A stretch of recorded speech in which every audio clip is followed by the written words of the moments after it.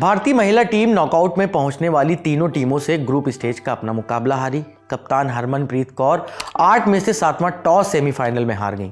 Batting करना चाहती थी लेकिन बॉलिंग करनी पड़ी। फील्डिंग बहुत साधारण रही, कैच ड्रॉप हुए और 339 रनों का पहाड़ जैसा टारगेट मिल गया। सामने भी वो टीम थी जो न सिर्फ 7 बार की चैंपियन है बल्कि विमेंस वनडे वर्ल्ड कप में पिछले 15 मुकाबलों से अजय थी। कुल मिलाकर पूरा एंटी क्लाइमैक्स सीन था। क्रिकेट के किसी भी जानकार से आप पहली इनिंग के बाद पूछते तो वो यही बताते कि ऑस्ट्रेलिया आसानी से ये मैच जीत जाएगी।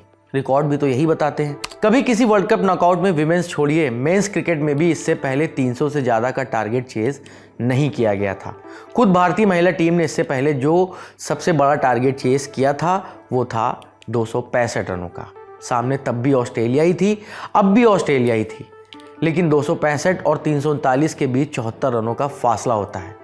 इन सारे रिकॉर्ड्स और इतिहास को भुलाकर भारतीय टीम जब चेस करने उतरी तो सामने सिर्फ वर्ल्ड कप की ट्रॉफी दिखाई दी। अब टीम इंडिया इस ट्रॉफी से महज एक जीत दूर है, लेकिन इस ऐतिहासिक जीत ने उनके आत्मविश्वास को एक नई ऊंचाई दे दी होगी। भारतीय टीम की इस जीत की 2 सूत्रधार रही हैं। पहली, नंबर 3 बैटर जेमिमा रॉड्रिक्स और दूसरी कप्तान हरमनप्रीत कौर। न्यूजीलैंड के खिलाफ करो या मरो मैच में भी जेमिमा नंबर 3 ही बैटिंग करने आई थी, लेकिन उस मैच और इस मैच की परिस्थिति में ज़मीन आसमान का अंतर था। सबसे कमाल की बात तो यह है कि जेमिमा ने इस वर्ल्ड कप का जब पहला मैच खेला था तब वो खाता भी नहीं खोल सकी थी। बीच में उन्हें ड्रॉप भी कर दिया गया था, लेकिन जब दोबारा उन्हें न्यूजीलैंड के खिलाफ मौका मिला तब से जेमिमा ने अपना खेल ही बदल दिया। जेमिमा को इस इनिंग में 4 जीवनदान भी मिले, लेकिन थकान और इमोशनल ब्रेकडाउन के बावजूद वो डटी रहीं और अंत में टीम इंडिया के सुनहरे अध्याय में उन्होंने अपना नाम स्वर्ण अक्षरों में हमेशा के लिए दर्ज करा लिया। मैच के बाद जेमिमा इतनी भावुक हो गई कि वो फूट फूट कर रो पड़ी। वो इतनी इमोशनल थी कि जब उन्हें player of the match award लेने के लिए मंच पर बुलाया गया तब भी अपने इमोशंस को वो कंट्रोल नहीं कर सकी। जेमिमा ने इस दौरान बताया कि आज ये मेरे 50 या 100 रन की बात नहीं थी, आज बस भारत को जिताना था। मुझे पता था कि मुझे कुछ मौके मिले, लेकिन मुझे लगा कि भगवान ने सब कुछ लिखा हुआ था। मैं मानती हूँ कि अगर आप सही इरादे से सही काम करते हैं तो वो हमेशा आशीर्वाद देते हैं। मुझे लगता है जो कुछ भी हुआ वो सब इसी पल के लिए सेटअप था।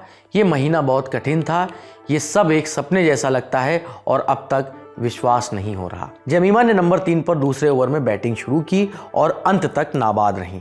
उन्होंने 134 गेंदों में नाबाद 127 रन बनाए और भारत ने 9 बॉल्स रहते 5 विकेट से जीत दर्ज कर ली। जेमिमा ने आगे बताया कि उन्हें बहुत पता नहीं था कि वो नंबर 3 पर बैटिंग करने उतरेंगी।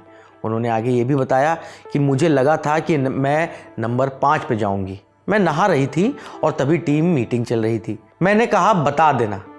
मैच शुरू होने से 5 मिनट पहले मुझे बताया गया कि मैं नंबर 3 पर जाऊंगी, लेकिन मैंने अपने बारे में नहीं सोचा। ये मेरे लिए खुद को साबित करने का मौका नहीं था, बल्कि भारत को जीत दिलाने का था, क्योंकि हम कई बार अहम मौक़ों पर हार चुके हैं। मैंने सोचा कि मुझे आखिरी तक डटे रहना है और टीम को जीत दिलानी है। जेमिमा ने आगे बताया कि पिछली बार 2022 वर्ल्ड कप में मुझे बाहर कर दिया गया था। इस बार मैंने सोचा कि बस कोशिश करूंगी, लेकिन चीज़ें लगातार बिगड़ती चली गई और मेरे हाथ में कुछ नहीं था। सौभाग्य से मेरे पास कुछ अद्भुत लोग थे जिन्होंने मुझ पर विश्वास रखा। मैं इस पूरे दौरे में लगभग हर दिन रोई हूँ। मानसिक रूप से बहुत मुश्किल दौर था, काफ़ी चिंता रहती थी। टीम से बाहर होना भी एक और झटका था। मैं बस मैदान पर उपस्थित रहना चाहती थी, बाकी सब भगवान ने संभाल लिया। जेमिमा ने खुद से बात करने को लेकर भी बयान दिया है। जेमिमा मैच के दौरान पूरी पारी में खुद से बातें करते नजर आई। इसको लेकर उन्होंने कहा है कि शुरुआत में मैं खुद से बातें कर रही थी, लेकिन आखिर में जब मैं थक गई, एनर्जी ख़त्म हो गई, तब मैं बाइबल की एक पंक्ति दोहरा रही थी कि बस स्थिर रहो, भगवान तुम्हारे लिए लड़ेंगे। और वही हुआ, उन्होंने मेरे लिए लड़ाई लड़ी। भारतीय टीम ने पावर प्ले में ही दोनों ओपनर्स के विकेट गंवा दिए थे, लेकिन जेमिमा और कप्तान हरमनप्रीत ने तीसरे विकेट के लिए रिकॉर्ड 167 रनों की पार्टनरशिप की। इसे लेकर भी जेमिमा ने बयान दिया है। उन्होंने बताया है कि जब हैरिदी यानी हरमनप्रीत आई, हमने बस यही कहा कि एक लंबी पार्टनरशिप चाहिए, रन अपने आप आएंगे। बाद में जब दीप्ति आई तो उन्होंने मुझे लगातार बातों से मोटिवेट किया। ऋचा आई तो उन्होंने माहौल हल्का रखा। मैं बहुत धन्य हूँ कि जब मैं खुद नहीं संभल पाती तो मेरे साथी मुझे आगे बढ़ाते हैं और मैं इसका श्रेय अकेले नहीं ले सकती। जीत के लम्हे पर भी जेमिमा का बयान आया है। उन्होंने कहा है कि ये काफ़ी मुश्किल था, लेकिन मैंने कोशिश की कि आखिरी गेंद तक शांत रहूं। जैसे ही स्क्रीन पर देखा कि भारत 5 विकेट से जीता, मैं खुद को रोक नहीं पाई। नवी मुंबई मेरे लिए हमेशा से खास रहा है और इससे बेहतर कुछ नहीं हो सकता था। मैं हर उस दर्शक को धन्यवाद देना चाहती हूँ जिसने हमें तब भी चीयर किया जब हम मुश्किल में थे। टीम इंडिया को अब 2 नवंबर को साउथ अफ्रीका के खिलाफ इसी मैदान पर फाइनल खेलना है। साउथ अफ्रीका पहली बार फाइनल में पहुंचा है, लेकिन एक बात दूसरे सेमीफाइनल से तय हो गई है कि इस बार विमेंस वर्ल्ड कप में एक नया चैंपियन देखने को मिलेगा। अब तक हुए 12 वर्ल्ड कप में ऑस्ट्रेलिया ने 7, इंग्लैंड ने 4 और न्यूजीलैंड ने 1 बार बाजी मारी है। भारतीय टीम 2 बार पहले भी फाइनल में पहुंची है, लेकिन दोनों बार उन्हें हार का सामना करना पड़ा है। अब 2 नवंबर वाले मैच का क्या होता है, इसकी जानकारी पल पल की हम आपको देते रहेंगे। इस खबर की स्क्रिप्टिंग की है साथी सुकांत ने। मैं हूं नीरज और आप देखते रहिए दी लल्लन टॉप।